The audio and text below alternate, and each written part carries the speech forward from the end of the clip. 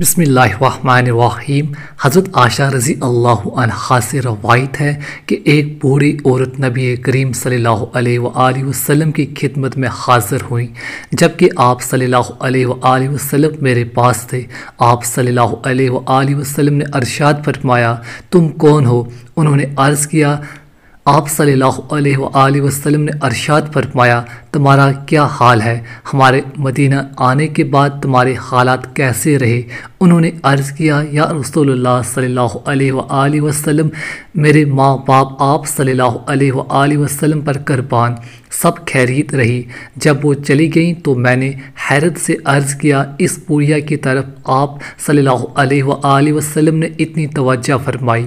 آپ صلی اللہ علیہ وآلہ وسلم نے ارشاد فرمایا، یہ خدیجہ رضی اللہ عنہا کی زندگی میں ہمارے پاس آیا کرتی تھی، اور پرانی جان پہچان کی روایت کرنا ایمان کی علامت ہے۔